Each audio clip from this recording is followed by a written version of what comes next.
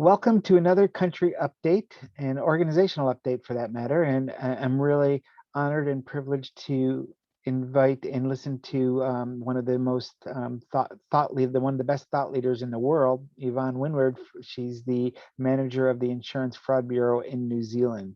Really looking forward to your presentation, Yvonne, and I think the rest of the world is as well. So without further ado, I'll turn it right over to you, and can't wait to see it. Thank you very much, Dennis. I do apologise to everybody. Firstly, I've got my neighbour doing his sawing with his chainsaw at the moment. So, but anyway, depending on where you are in the world, good morning, good afternoon, and good evening to you all. Firstly, I'd like to take this opportunity to thank the organisers for allowing me to talk to you again this year. Last year, I gave you an insight about our newly launched Insurance Fraud Bureau. So this time I thought I'd do the same, but with a bit of an update. So we launched the Bureau in September 2019.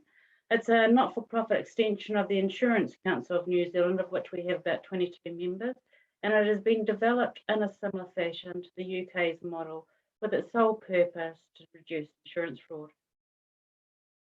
It's designed to allow otherwise competing organisations the chance to share data and collaborate with external stakeholders to benefit the whole of New Zealand. On a global perspective, New Zealand is not known as a leader in the anti-fraud field, and as a community, we certainly have a long way to go before we are on an even keel with our counterparts. It's been well proven that adopting a collaborative approach to sharing data is one of the biggest assets insurers have when it comes to fighting insurance fraud. But this is one of my biggest challenges, trying to convince our insurers to share their data. They all acknowledge that this method works, but none are currently willing to take the leap of confidence and act upon it. The only collaborative fraud detection tool currently available to the industry is the Insurance Claims Register, or ICR. But only about a third of our ICNZ membership subscribe to it, and these are mainly general and fire insurers. The ICR is 22 years old and is a tool that enables member companies to view each other's claims history. This is done in accordance with strict guidelines to ensure that there's no commercial exploitation or personal breach of privacy. It allows member companies the ability to check on non-disclosure issues and double-dipping scenarios, and can flag those policyholders who are deemed to be of concern. Members can easily identify claims-related fraud at the point of new business, policy renewal, and or claim time. Currently, we have over 8 million claims housed in the ICR. Information is only kept for 10 years and then it automatically drops off unless claims are flagged. Flagged claims can stay on the ICR indefinitely. This allows other insurers to see what sort of risks they're taking on. This tool is predominantly a view-only application, and the claims housed inside cannot be examined or analysed in any way that is conducive to detecting any fraudulent patterns, trends, or behaviours. So I'm currently trying to rectify this for a more fit-for-purpose product that would benefit the needs of the current ICR membership and the wider IFB community. So on your screens, you'll see that these are some of the benefits of having the ICR. Whilst the ICR is a highly valued fraud tool to those who use it, there are some impediments to its overall effectiveness, such as it's not an automated detection tool. It's only searchable via individual customers and or claims, and its return on investment is hard to qualify.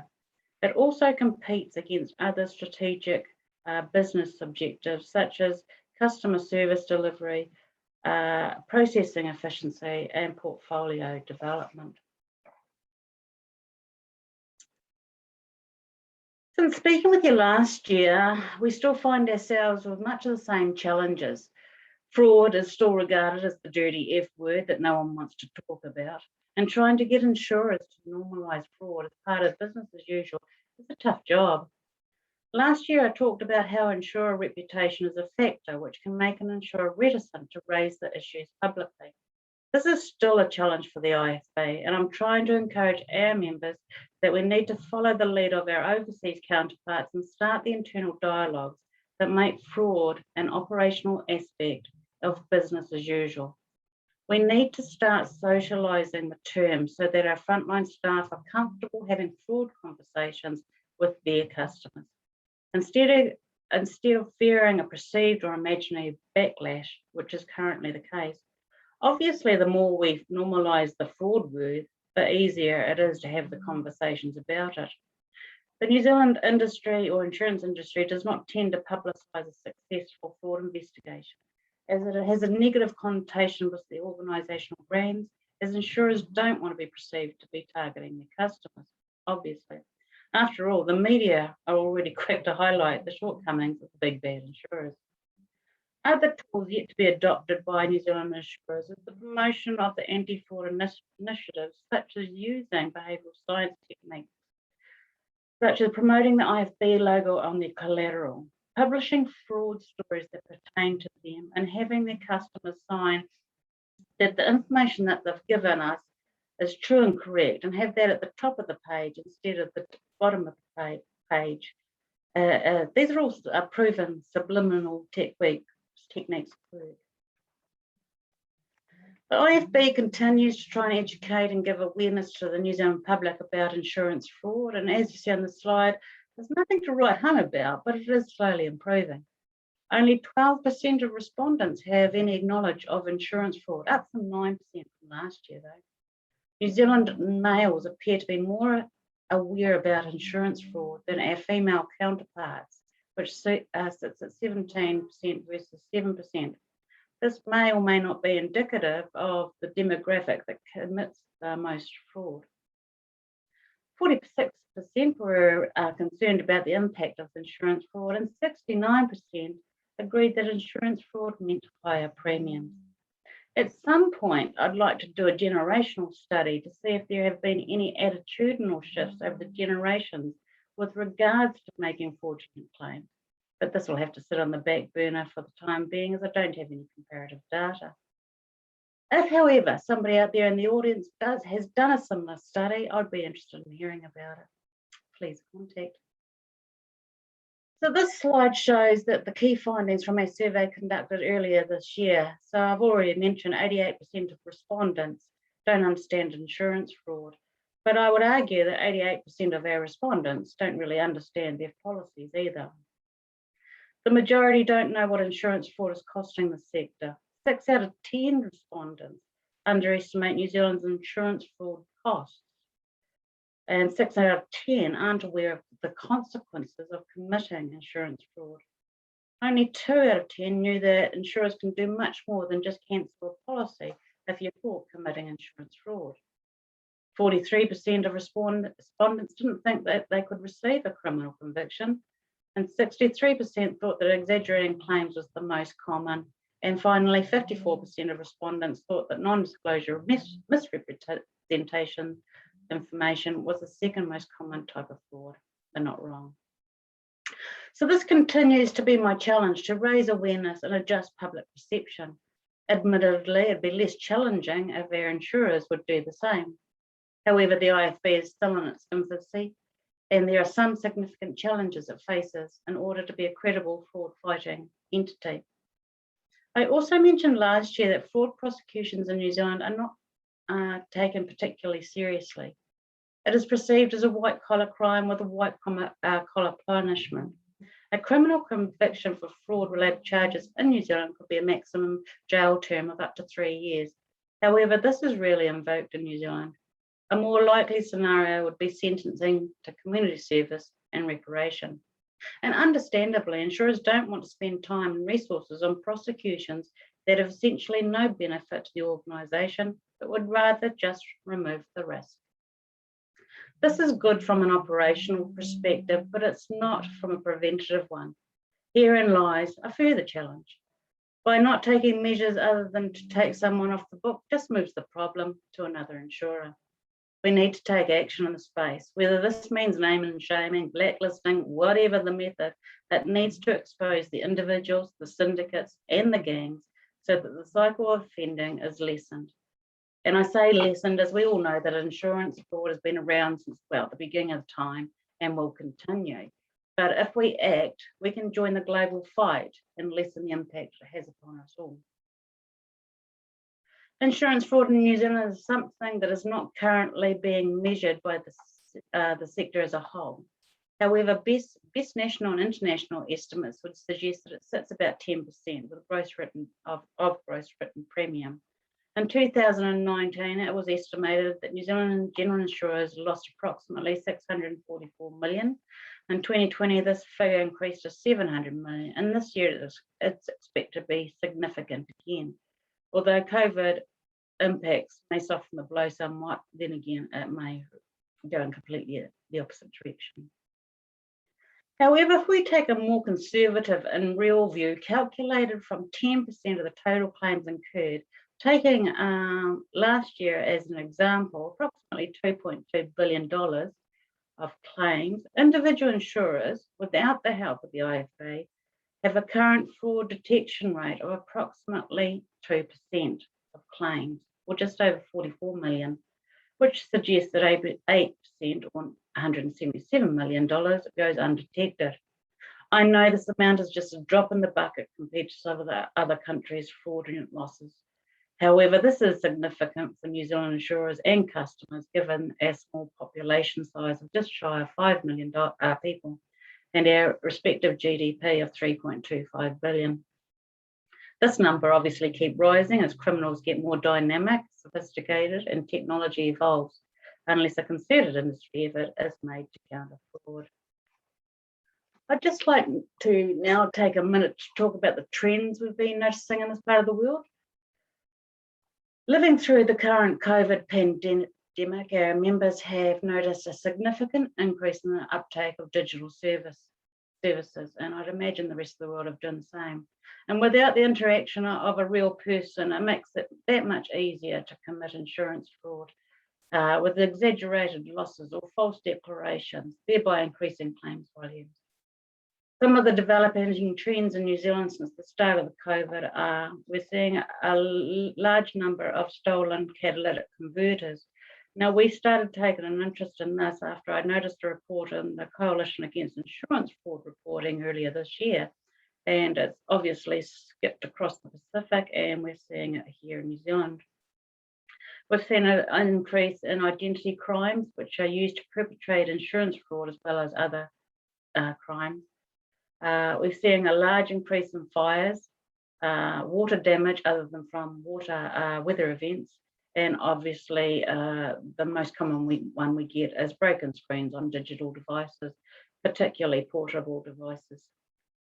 I also mentioned last year that insurers are also noticing behavioural changes in their customers, and that when describing a loss to their claims manager, they'll mention that they've just come from church, mosque, prayer of some sort when the incident occurred. This is an attempt to influence the claims manager and an attempt to make them think that they're an upstanding pillar of the community. Another interesting behavioural change in an attempt to influence the insurer or the claims manager is often mentioning their employment as either in law enforcement, government, or as a partner agency of the insurer. So in summary, the IFB has been operational for 2 years and are yet to make any serious inroads into reducing insurance fraud, but it is starting to get noticed and people are slowly becoming aware of its existence.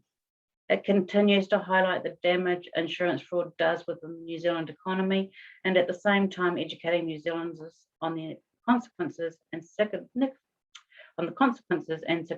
impact of people who dare to take the risk. It takes a concerted team effort to fight back against insurance criminals. No individual organisation or agency has the resources to single-handedly stop these criminals, and this is what I'm yet to convince our insurers for our members.